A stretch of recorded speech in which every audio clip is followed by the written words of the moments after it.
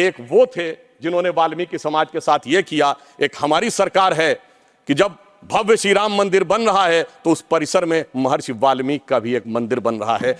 आज 70% आतंकवाद की घटनाओं में कमी आई है।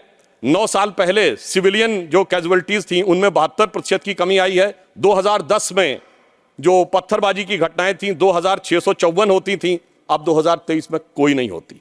हिंदू मुस्लिम के लिए हमारे ऊपर आरोप लगाते हो, ये शिया सुन्नी के बीच में जो होता था वो भी शांतिपूर्वक हमारे दौर में हुआ।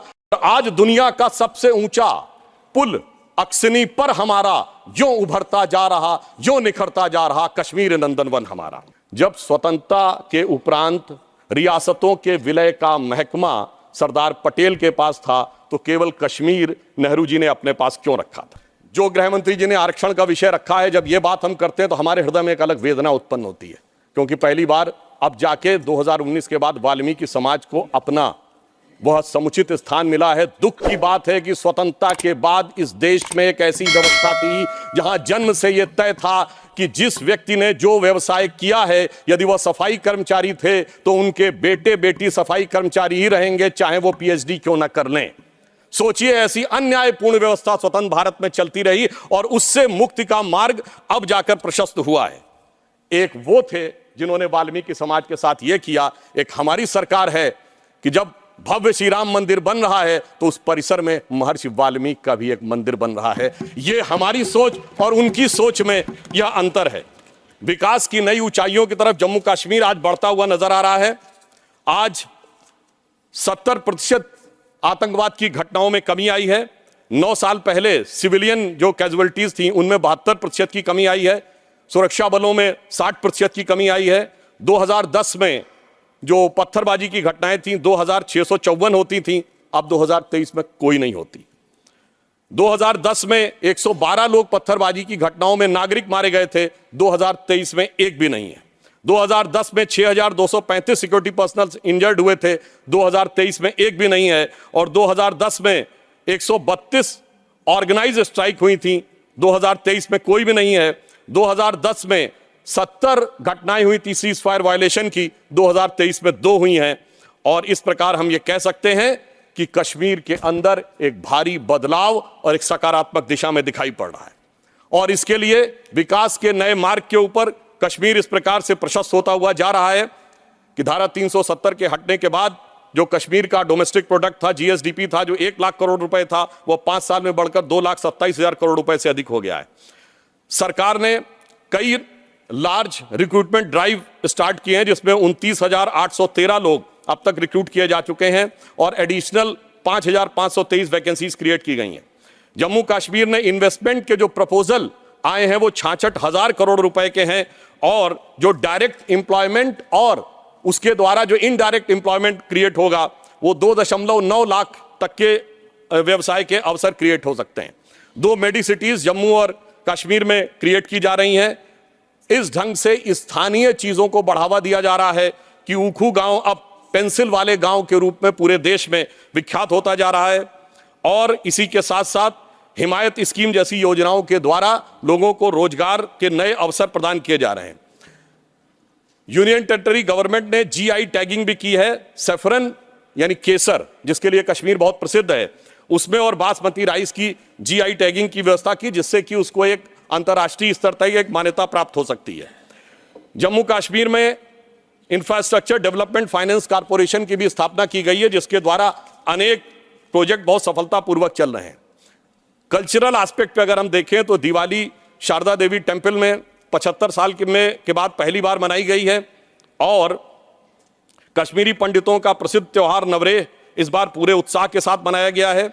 और हमारी गवर्नमेंट आने से पहले कुल 14 लाख टूरिस्ट आते थे, 2022-23 में 2 करोड़ पर्यटक आए हैं। इससे आप समझ सकते हैं कि जम्मू कश्मीर की अर्थव्यवस्था को कितना मिला।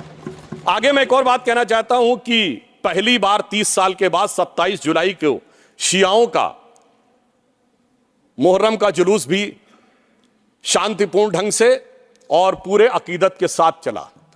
महोदय, मैं एक बात याद दिलाना चाहता हूं। मैं लखनऊ का रहने वाला हूं।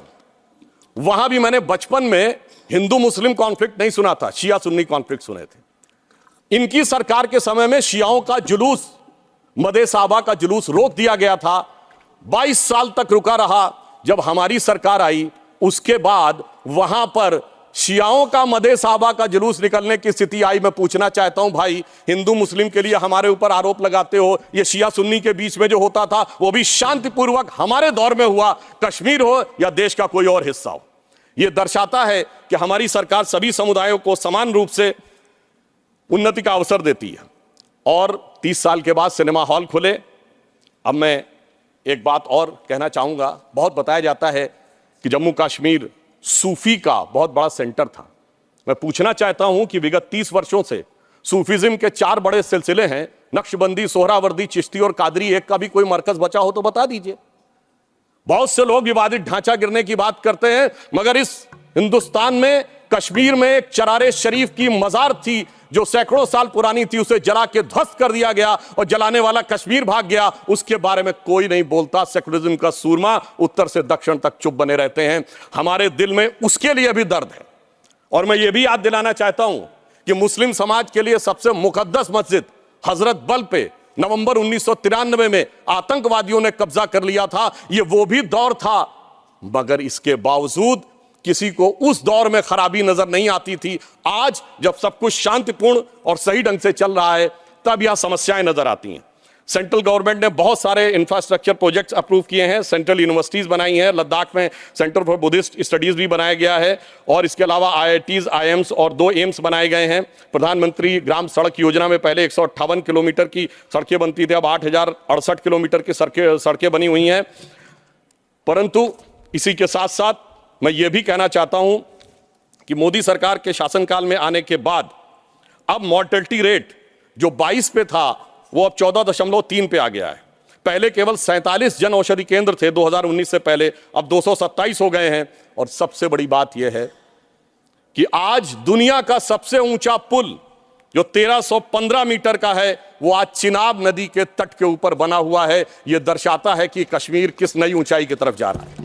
महोदय, मैं याद दिलाना चाहता हूं, हमारे बचपन में जिस जमाने में कश्मीर में आतंकवाद फैला था तो हम लोग कहते थे झेलम नदी का प्राचीन वैदिक नाम है वितस्ता और चिनाब का है अक्सिनी।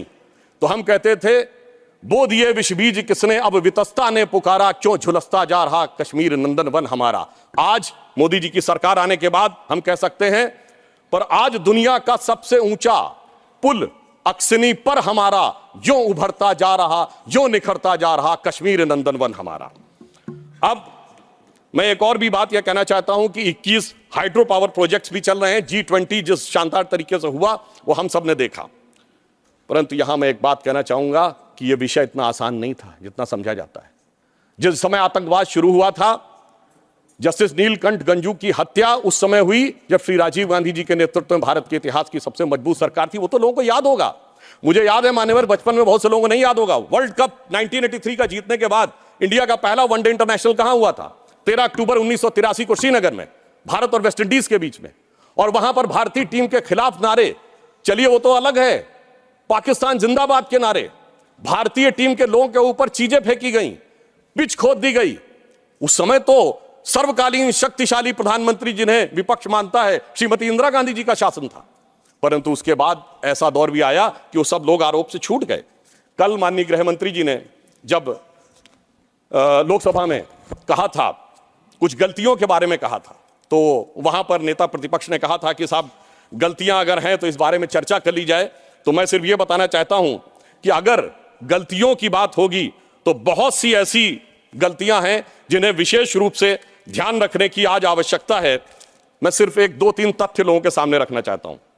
जब स्वतंत्रता के उपरांत रियासतों के विलय का महकमा सरदार पटेल के पास था तो केवल कश्मीर नेहरू जी ने अपने पास क्यों रखा था?